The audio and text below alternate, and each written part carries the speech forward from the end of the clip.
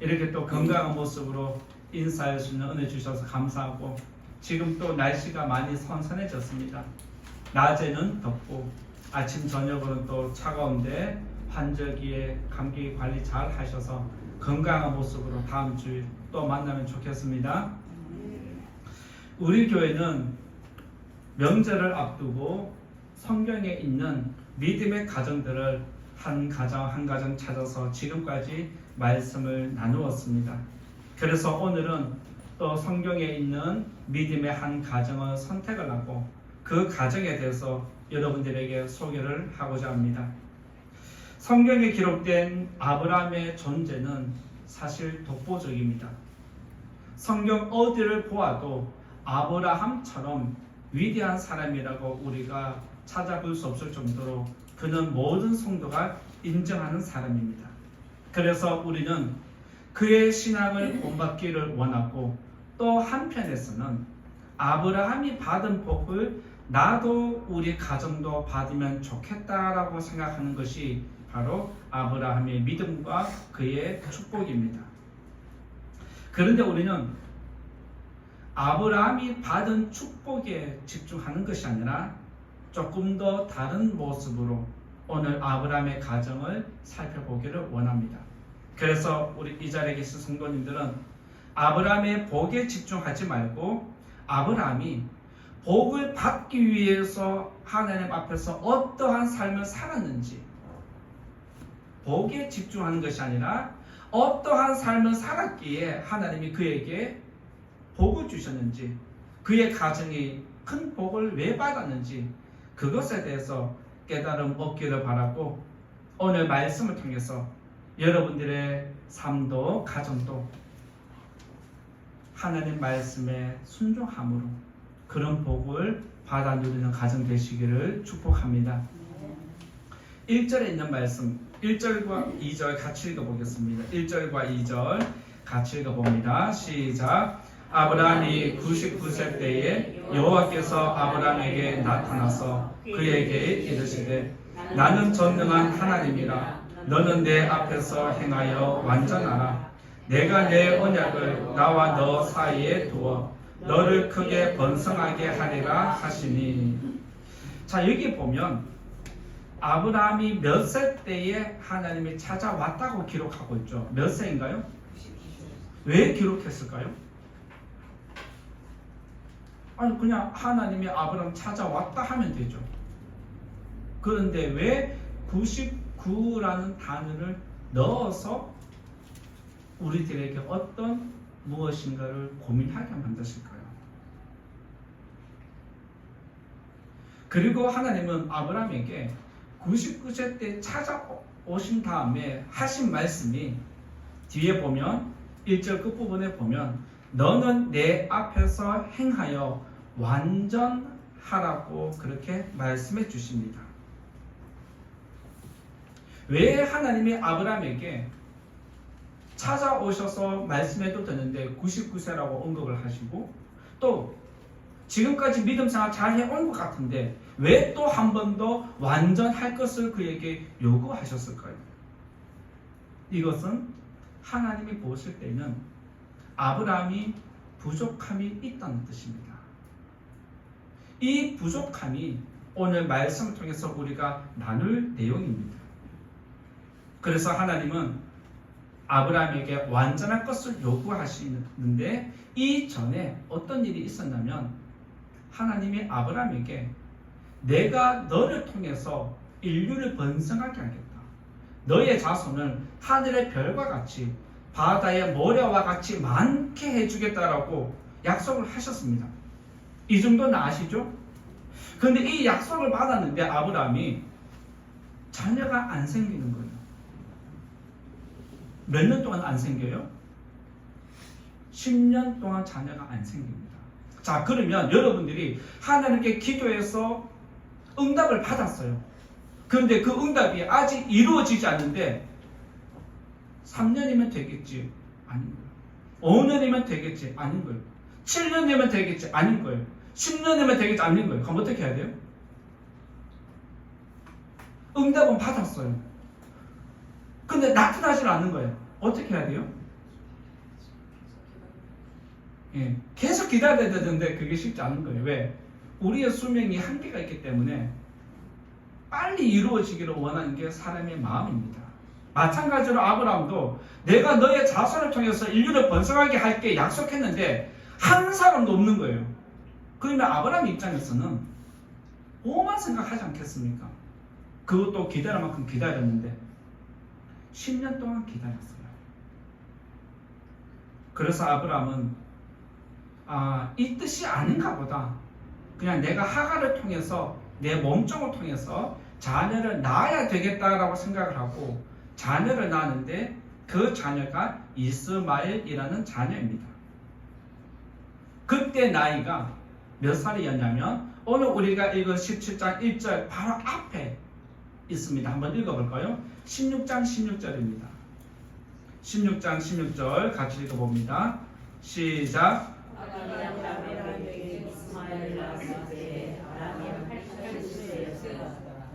아브라함이 몇 살? 86세. 아니 왜 또 86세라고 기록을 했을까요?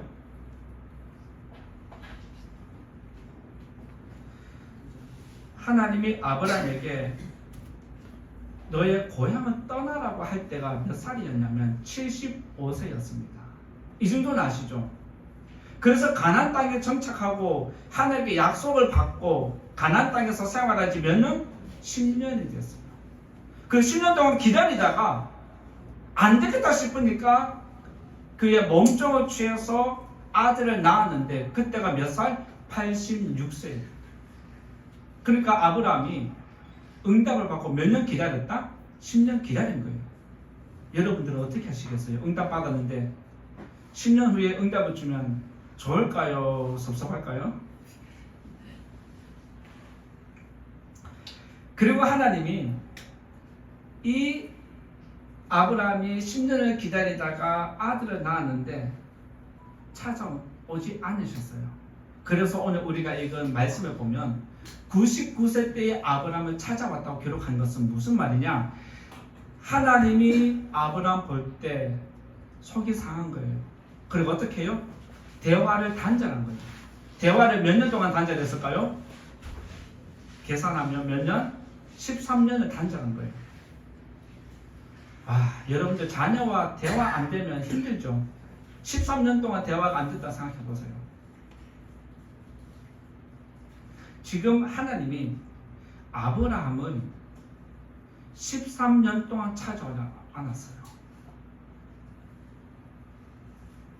이것은 하나님이 아브라함에게 무엇인가 요구하기 때문에 그렇습니다. 그래서 13년 동안 찾아오지 않다가 갑자기 나타나서 너는 내 앞에서 좀 완전하게 행하라라고 지금 알려주는데 왜 그렇게 하냐면 내가 이제 때가 되었으니까 내 계획대로 내가 움직일 테니까 네가 다시 한번 내 앞에서 완전한 삶을 살기를 원한다는 거예요. 그래서 오늘 하나님은 아브라함을 통해서 다시 그의 나라를 세워가기를 원해서 13년 동안 참았다가 찾아오셔서 내 앞에서 다시 한번 완전한 삶을 살기를 원하는 것입니다. 아브라함의 부족함은 여기만 등장한 것이 아니라 성경 여러 곳에서도 아브라함의 부족함을 찾아볼 수 있습니다. 그럼에도 불구하고 왜 하나님은 굳이 그의 가정과 그의 삶을 통해서 하나님의 나라를 세워가기를 원하셨을까요? 하나님이 아브라함을 통해서 하나님의 나라를 세워가는 것처럼 저와 여러분의 삶을 돌아보면 남들과 비교해보면 부족함 많죠. 내가 저 사람하고 비교하면 이것도 부족하고 저것도 부족한데 왜 굳이 나를 사용해서 영광 받기를 원하실까? 하나님은 아브라함이 부족해도 그를 사용하신 것처럼 저와 여러분이 부족해도 하나님 나라를 세워가는 거룩한 도구로 원하신다는 거 꼭 기억하시고 한 번 더 하나님 앞에 부족한 모습 그대로 나아가는 저와 여러분 되시기를 소원합니다. 그래서 첫 번째로 말씀드릴 것은 아브라함의 가정은 어떤 가정이냐? 첫 번째는 믿음의 가정이었다라고 말씀드리고자 합니다. 첫 번째로 아브라함의 가정은 믿음의 가정이었는데 우리가 아브라함의 인생을 생각해 보면 대충 알 것입니다. 12장 1절에 보면 하나님이 아브라함에게 나타나셔서 너는 너의 고향 친척 아비 집을 떠나서 내가 지시하는 땅으로 가라고 했는데 지시는 하지 않았어요. 그런데 아브라함은 무모하게 출발을 했습니다. 자, 출발하려면 목적지가 정해져야 가죠. 그렇죠? 그런데 하나님은 아브라함에게 목적지도 정해주지 않았는데 아브라함이 그 길을 떠났다라고 창세기 12장 1절에서 기록을 하고 있습니다. 그리고 12장 4절에 보면 하나님의 말씀을 따라서 갔다라고 그렇게 기록을 하면서 결국에는 아브라함은 믿음의 사람이었다.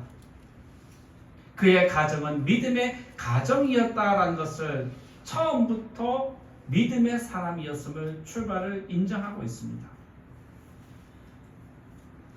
아브라함은 하나님 말씀대로 모든 것을 한순간에 버리고 떠날 만큼 믿음이 있는 사람이었습니다. 여기서 아브라함이 자기 삶의 터전을 버리고 인간관계도 끊어버리고 사회관계도 끊어버리고 한순간에 먼 길을 떠났다는 것은 사실 믿음이 아니고는 이해가 되지 않는 행동입니다. 하나님이 우리의 삶을 어디론가 이끌어갈 때는 믿음이 없이는 따라갈 수 없습니다. 그래서 우리들은 인생의 길을 떠날 때에 하나님이 나를 어디론가 떠나게 하실 때는 이유와 뜻이 있음을 믿으시기 바랍니다. 그래서 그 뜻을 믿고 따라가는 것이 바로 하나님이 기뻐하는 믿음입니다. 하나님께서 아브라함에게 떠날 것을 요구하는 것은 네가 지금 누리고 있는 것보다 더 많은 것 채워줄게, 이게 아닙니다. 하나님이 아브라함에게 떠나기를 요구할 때는 세상에 복을 주는 게 아니라 하늘의 복을 주겠다는 거예요. 이 말은 세상의 것을 버리라는 겁니다. 세상의 것을 끊으라는 것입니다. 세상의 것을 놓으라는 뜻입니다. 이것을 놓을 때 내가 원하는 것을 너는 가질 수 있다는 뜻입니다. 그래서 하나님은 너의 삶의 터전을, 너의 인간관계를, 너의 사회관계를 다 내려놓으면 내가 너의 인생을 책임질게. 하나님은 우리가 놓을 때 우리의 삶을 책임져 주십니다. 믿으시기 바랍니다. 이것을 믿고 가는 게 믿음인 거예요. 이런 믿음이 아브라함에게 있었습니다. 따라서 우리의 것을 놓고 떠날 때는 믿음도 필요하지만 뭐가 필요하냐? 용기가 필요합니다. 믿음은 있는데 결단하는 용기가 없으면 주저하게 되어 있습니다. 그래서 믿음과 용기는 같이 움직일 때 능력이 나타납니다. 마찬가지로 성도님들도 내가 하나님께 어떤 축복을 받고 영적인 복을 더 많이 받기를 원한다면 현재의 삶에서 믿음 쪽으로 발걸음을 한 걸음 더 옮겨야 합니다. 믿으시기 바랍니다. 믿음으로 옮기지 않으면서 아브라함의 복을 받겠다는 것은 모순이고 이것은 거짓된 믿음입니다. 믿음의 복을 받기를 원한다면, 아브라함의 복을 받기를 원한다면 반드시 그 길을 벗어나야 합니다. 이것이 믿음입니다. 아브라함의 믿음은 창세기 12장 1절과 4절 여기만 기록한 것이 아니라 어디에 또 많이 기록해 두었는데, 여러분들이 성경을 읽다 보면 아브라함의 일대기를 읽어보면 공통된 단어가 나옵니다. 그게 뭐냐면 아브라함이 가는 곳마다 제단을 쌓았다는 뜻입니다. 아브라함은 가는 곳마다 무엇을 쌓았다? 제단을 쌓았다. 뿐만 아니라 아브라함이 가는 곳에 여기를 가든 저기를 가든 제단을 쌓았는데 하나님이 자기를 찾아오는 곳에도 무엇을 했다? 제단을 쌓았습니다. 즉 다시 말씀드리면 아브라함은 가는 곳마다 예배를 드렸고 하나님이 나를 찾아오시는 그 장소마다 제단을 쌓았다는 것인데 예배를 드렸다는 것입니다. 이것은 오늘날로 이야기하면 그는 예배하는 삶을 살았다는 겁니다. 어디를 가도 하나님을 찾고 기도하고 저기를 가도 누구를 만나도 하나님께 먼저 기도하고 하나님 오늘 또 함께 달라고 그렇게 소원을 빌고 기도하면서 그의 삶은 살았다는 뜻입니다. 믿음의 선조들 가운데 아브라함부터 이삭, 야곱, 요셉, 또 모세 계속 믿음의 사람들이 쭉 등장하는데 여러분들이 성경 읽어보면 아브라함만큼 제단을 많이 쌓은 사람도 없습니다. 성경에서 제단을 가장 많이 쌓은 사람, 하나님을 가장 많이 찾고 예배한 사람은 아브라함으로 우리가 인정할 수밖에 없습니다.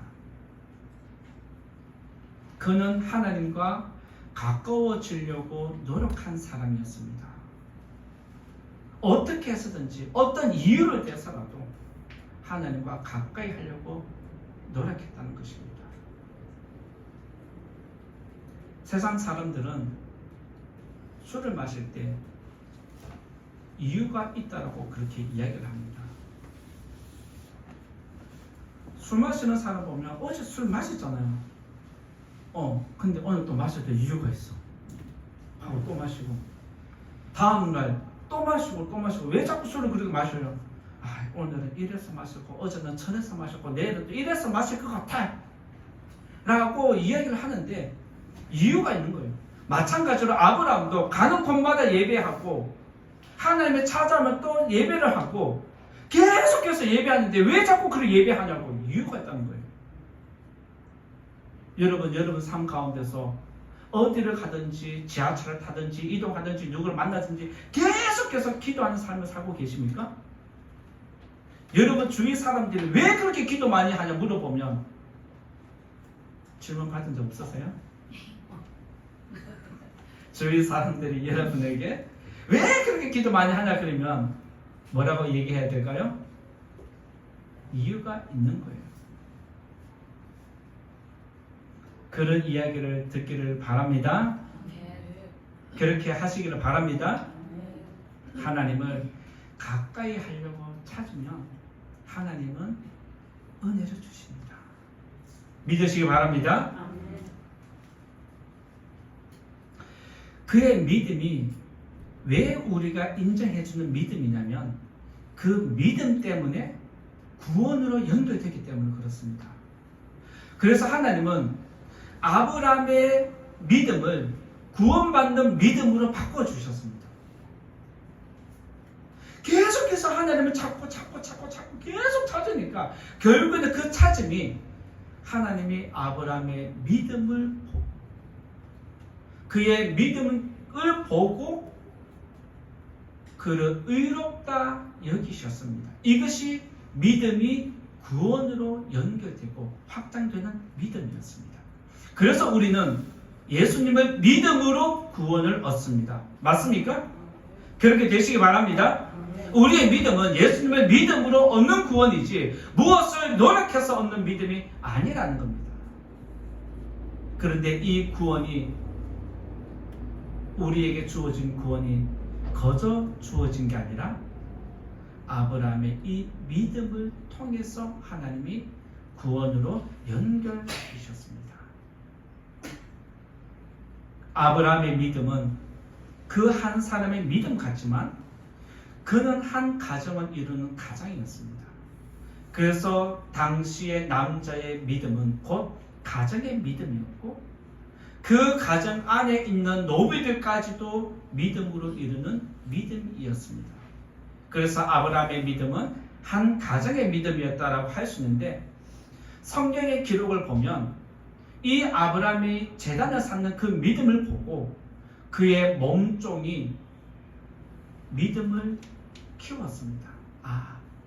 나도 저렇게 하면 되는구나 라고 생각을 하고, 아브라함이 심부름 보낼 때에 몸종이 심부름 가면서 하나님, 우리 주인이 이렇게 하던데 나도 이렇게 하면 좋겠습니다 라고 기도하면서 그 길을 떠났다가 이삭의 아내 리브가를 믿음으로 데리고 왔습니다. 그뿐만 아니라 그의 아버지 아브라함을 통해서 그 믿음이 이삭에게 전수되고, 이삭의 믿음이 그의 아들 야곱에게 유산으로 물려가는 그런 믿음의 계보를 이루어가는 것이 그의 믿음이었고, 그 가정의 믿음이었습니다.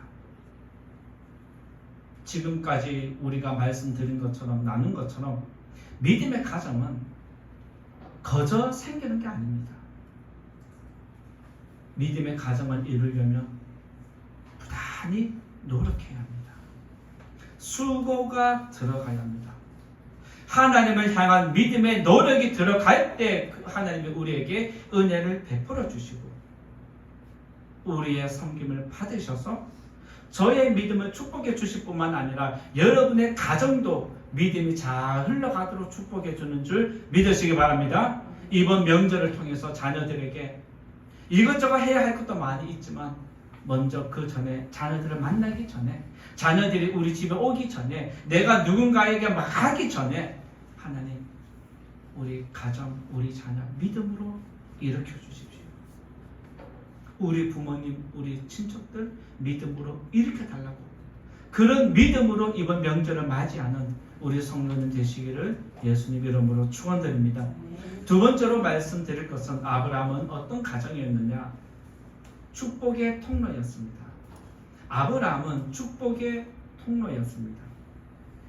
우리가 읽진 않았지만 먼저 앞에서 언급한 것처럼 아브라함은 창세기 12장 2절에 보면 하나님이 믿음으로 떠나는 아브라함에게 복을 약속하셨습니다.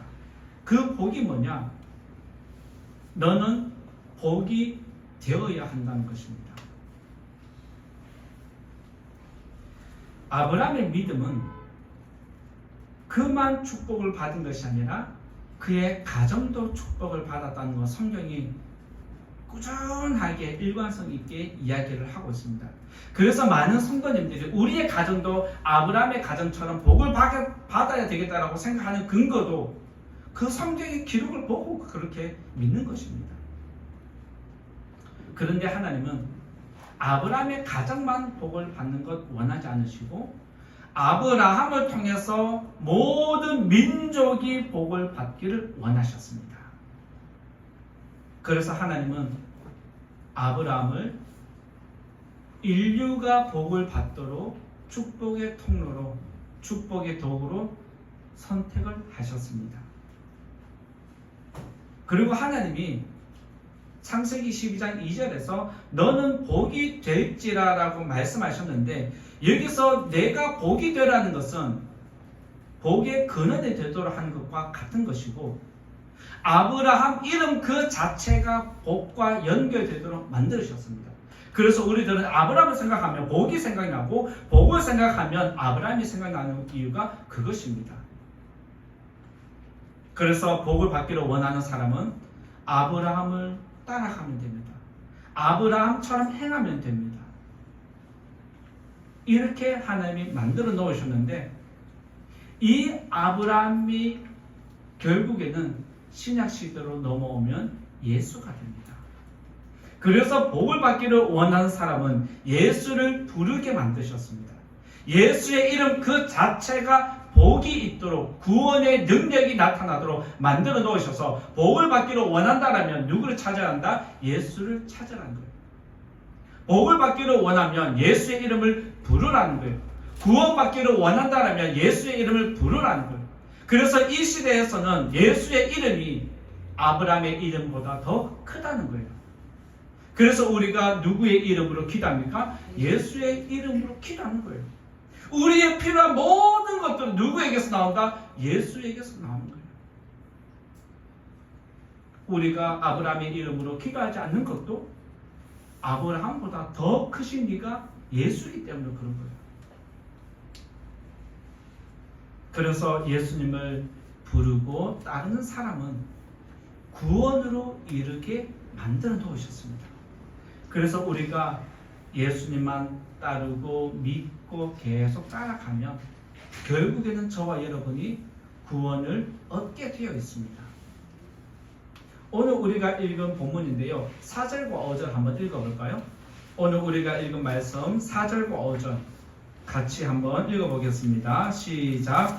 보라, 내 언약이 너와 함께 있으니 너는 여러 민족의 아버지가 될지라. 이제 후로는 내 이름을 아브라함이라 하지 아니하고 아브라함이라 하리니 이는 내가 너를 여러 민족의 아버지가 되게 함이니라. 자, 여기서 하나님께서 아브라함을 통해 주는 복은 그 가정만 복받는 게 아니에요. 모든 민족이 복을 받도록 확장시키셨습니다. 따라서 이 축복을 받기를 원한다면 아브라함을 따라가면 되는데, 아브라함을 따라가다 보면 최종적인 목적지가 등장하는데 거기가 예수입니다. 아브라함의 복을 받기를 원해서 따라가고 성경을 읽고 성경을 읽고 계속 따라가다 보면 결국엔 어디로 간다? 종착지가 예수입니다. 그래서 성경에서 창세기에서 아브라함으로 시작해서 어디로 끝이 납니까? 예수로 끝이 납니다. 그래서 아브라함과 다윗의 자손 예수 그리스도의 계보라고 그렇게 정확하게 처음부터 끝이 어딘지를 알려주는 것입니다. 따라서 우리는 예수님을 믿는다는 것은 이미 아브라함의 복을 받았다는 뜻입니다. 믿으시기 바랍니다. 우리는 누구의 복을 받았다? 아브라함의 복을 받은 거예요. 그 아브라함의 복이 뭡니까? 구원을 얻는 복입니다. 그 안에는 아브라함이 물질적으로 받는 풍요로움도 있지만, 때로는 그런 복을 받을 때도 있지만, 그것보다 더 큰 것은 믿음으로 얻는 복이 이미 저와 여러분에게 주어진 줄 믿으시기 바랍니다. 그리고 하나님은 오늘 4절과 5절의 말씀 보면 아브라함을 여러 민족의 아버지로 만들겠다라고 말씀하는데 3번을 언급합니다. 4절에 보면 여러 민족의 아버지가 되게 하겠다라고 했고, 5절 중간쯤에 보면 아브라함으로 이름을 계명시켜 줍니다. 그런데 이름을 계명시켜 주는 그 아브라함의 이름이 여러 민족의 아버지라는 뜻입니다. 그리고 또 마지막으로 5절 끝부분에 여러 민족의 아버지가 되게 해주겠다라고 이름을 고쳐주시고 그 이름의 의미가 무엇인지 강조하고 있습니다. 이것은 아브라함을 통해서 온 인류가 복을 받도록 하겠는데 예수를 통해서 온 인류가 구원을 얻도록 하겠다는 이 약속과 같은 맥락입니다. 그래서 아브라함을 따라가면 예수를 만나게 되었는데 많은 사람들이 아브라함의 복에서 끝이 나는 경우가 있습니다. 이것은 온전한 믿음이 아닙니다. 한국 교회 안에도 아직도 아브라함의 복만 생각하고 아브라함 복에서 끊어져서 영적인 축복으로 이어지지 못하고 구원으로 연결하지 못하는 성도들이 많이 있는 것은 안타까운 현실입니다. 바라기는 우리 성도님들은 아브라함의 복을 탐내서 시작했다가 결국에는 예수 그리스도를 만나는 그런 영혼 되시기를 축복합니다. 그런 가정 이루시기를 축복합니다. 누가복음 19장 9절에 보면 예수님이 세리 집에 가서 음식을 나누어 드시고 또 삭개오를 찾아가서 그 집에 음식을 나누시고, 그러면서 하신 말씀이 뭐냐? 오늘 구원이 이 집에 이르렀다라고 기록을 하고 있습니다. 오늘 구원이 이 집에 이르렀다는 것은 그 한 사람이 예수님 믿은 것 뿐인데 그 가정 전체가 구원을 받았다라고 확정하고 있습니다. 예수님께서 그를 아브라함의 자손으로 부르셨습니다. 오늘 구원이 이 집에 이르렀는데 이 사람도, 이 죄인도, 이 세리도, 이 삭개오도 아브라함의 자손이라고 밝히는 것은 믿음으로 구원을 얻었다는 뜻입니다. 따라서 구원을 얻는 것은 믿음입니다. 믿으시기 바랍니다. 그래서 우리의 믿음 생활에서 가장 중요한 게 믿음입니다. 이 자리에 계신 우리 사랑하는 성도님들, 여러분의 믿음이 여러분의 구원을 이룰 뿐만 아니라 여러분의 가정까지도 구원하는 은혜가 있기를 예수님 이름으로 축복합니다. 세 번째로 말씀드리고자 하는 것은 아브라함의 가정은 순종하는 가정이었습니다. 세 번째로 아브라함의 가정은 순종하는 가정이었는데, 앞에서 언급한 것처럼 하나님이 아브라함에게 나타나셔서 출발해라 라고 할 때 목적지를 정해주지 않았는데 아브라함은 출발했습니다. 이것은 믿음과 함께 순종이 뒷받침되어야 합니다. 순종이 뒷받침되지 않으면 그 말씀은 어느 순간에 사라지게 되어 있습니다. 자갈밭에 떨어진 말씀의 씨앗이 뿌리를 내리다가 무너지고, 그 밭이 딱딱하면 무너지고, 자라다가 가시가 있으면 무너지는 이유가 그것 때문입니다. 순종으로 믿음을 뒷받침하지 않으면 그 믿음은 어느 순간에 무너지고 사라지게 되어 있습니다. 그래서 믿음은 반드시 순종으로 증명을 해야 합니다. 믿으십니까? 여러분에게 믿음이 있습니까? 그럼 순종해야죠. 이게 순종을 증명하라는 거예요. 너에게 믿음이 있다는 것을 순종으로 증명하라는 거예요. 순종이 나타나지 않으면 믿음은 있는 것 같지만 착각일 수 있습니다. 그런데 우리가 믿음 생활을 하다 보면 순종하고 싶을 때가 있고 순종하기 싫을 때가 있습니다. 목회자인 저도 순종하기 싫어서 때로는 반항하고 싶을 때가 있어서 기도하다가도 다 그거 하기 싫은데 이렇게 대놓고 얘기한 적도 있어요. 우리가 믿음 생활 하다 보면 언제 말씀에 순종하기 싫으냐면 내 뜻이 강할 때 순종하기 싫어집니다. 그리고 내 계획이 이렇게 진행되는데 갑자기 하나님이 이렇게 하라 그러면 화가 나는 거예요. 또 우리가 언제 하나님의 말씀에 순종하기를 싫어하느냐?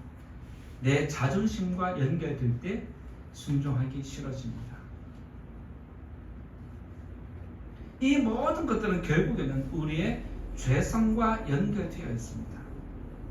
이런 마음들은 죄의 뿌리를 두고 있기 때문에 계속해서 일어나게 되어 있습니다.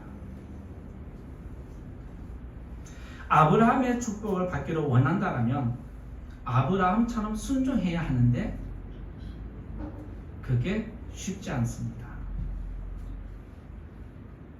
여러분들 믿음 생활이 쉬운가요? 어려운가요? 어렵죠? 어려워요, 사실. 근데 왜 믿음 생활이 힘들까요? 예? 뭐 이 모양은 뻑뻑하는 것 같은데 정답인 줄 믿습니다. 믿음 생활이 왜 힘드냐?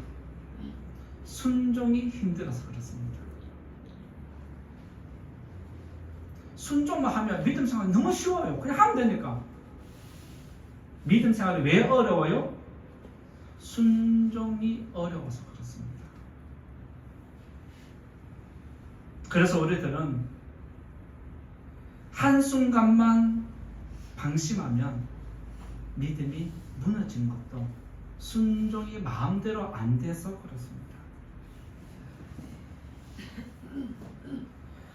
하나님은 아브라함에게 10년 전에 내가 너의 자손을 하늘의 별과 같이 해줄게, 바다의 모래와 같이 번성하게 해줄게 약속했습니다. 아브라함도 믿고 기다렸는데 몇 년 기다렸다? 10년을 기다렸습니다.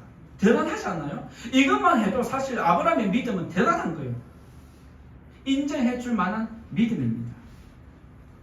그런데 하나님이 원하는 데까지는 못 간 거예요. 내가 원하는 때가 있는데 하나님이 원하는 때는 그 위에 있다면 어떻게 하시겠습니까? 그래서 우리들은 참다가 했는데 이게 아니었네 라고 하는 경우가 있습니다. 아브라함이 딱 그 모습입니다. 그리고 하나님은 아브라함이 내가 원하는 때에 다다르지 않았고 자기의 때까지 이루다가 결국에는 사고를 쳤기 때문에 하나님이 13년 동안 그를 찾아오지 않으셨습니다.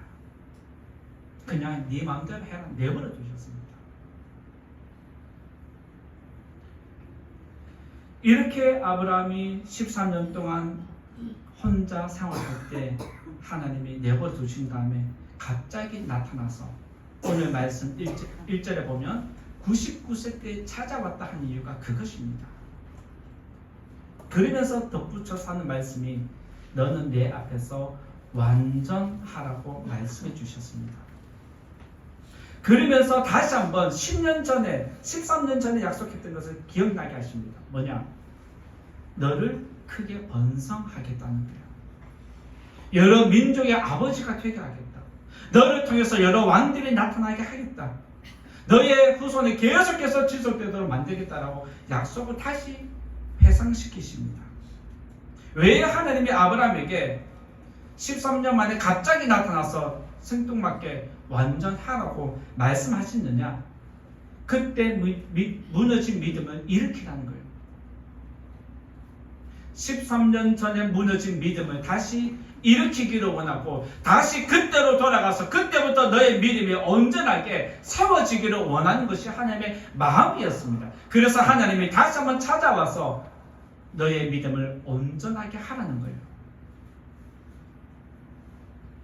그때 믿음이 하나님 보실 때 온전했기 때문에 아브라함의 믿음을 의롭다 여기시고 그의 믿음을 구원으로 연결시킨 것처럼 다시 그때 무너진 믿음으로 돌아가서 온전하게 되기를 원하셨습니다. 그래서 하나님이 아브라함에게 온전한 믿음을 이루도록 하기 위해서 무엇을 요구했는데 그게 뭐냐면 너의 아들 이삭을 바치라는 거예요. 너의 믿음이 다시 온전하게 되려면 예전에 온전한 믿음으로 돌아가려면 불신의 씨앗이 된 너의 아들을 바치라는 거예요. 이스마엘 바치라면 그냥 바치면 되지 쉽게 생각할 수 있는데 이삭을 바치라는 거예요. 아니 하나님 당신이 나에게 주고서는 다시 또 빼앗아 가겠다고? 말이 안 맞지만 아브라함은 이때 아무런 말도 하지 않고 말씀하셨으니까 그저 순종하는 모습을 보여줍니다. 그러면서 그는 진짜 아브라함이 이삭을 죽이려고 칼을 들어 내리칠 때에 하나님이 멈추게 하심으로 그의 믿음이 온전하게 되었다고 인정해 주셨습니다. 그래서 아브라함이 하나님을 믿었을 때 이신칭의의 믿음이 이루어진 것처럼 그 중간에 믿음이 무너졌지만 다시 이삭을 통해서 그의 믿음을 온전하게 세워가는 것을 하나님이 받으셨습니다. 그래서 하나님은 아브라함에게 너는 내 앞에서 완전하라고 할 때에 그 이삭을 테스트하신 겁니다. 그 말씀에 온전하게 순종한 것을 통해서 하나님은 그의 믿음을 받아주신 것처럼 저와 여러분들에게도 하나님이 어떤 무엇인가 순종을 요구할 때가 있습니다. 믿음으로 살고자 할 때는 어떤 것을 두문불출하고 모든 것을 포기하고서라도 앞뒤 가리지 말고 무조건 순종하는 성도가 되시기를 축복합니다. 이것이 맹목적인 것 같고 이것이 이해되지 않지만 때로는 이런 믿음도 필요하다는 거예요. 값이 나가는 물건일수록 부피가 작은 경우가 있습니다. 교회에서 행사를 하고 선물을 줄 때 부피가 큰 선물 받으면 왠지 뭔가 크게 받는 것 같아요. 근데 교회에서 선물 받을 때 작은 거 주면 왜 나는 저 사람한테 작은 거 줘야라고 오해하는 경우가 있어요. 근데 자 물어볼게요. 값이 크면 좋을까요? 아니 부피가 크면 좋을까요? 부피가 작으면 좋을까요? 예, 어떤 게 비싼 건지 몰라요. 그러니까 큰 거를 줘도 감사하고 작은 거를 줘도 아 가치가 더 있다고 믿으면 되는 거예요. 아시겠죠? 연말에 시상할 때 저 사람은 큰 거 주고 나는 작은 거 줬다고 상처받으시면 안 돼요. 아시겠죠? 마찬가지로 값이 나가는 것일수록 부피가 작은 경우가 많이 있습니다. 믿음도 순종이 별거 아닌 것 같지만 그 순종이 믿음의 가치를 높여줍니다. 믿으시기 바랍니다. 순종할 때 여러분의 믿음은 가치가 더 일어나는 겁니다. 이 사실을 꼭 기억하고 앞으로 여러분의 가정이 말씀에 순종함으로 여러분의 믿음의 가정이 더 크게 발아여지는 은혜가 있기를 예수님 이름으로 축원드립니다.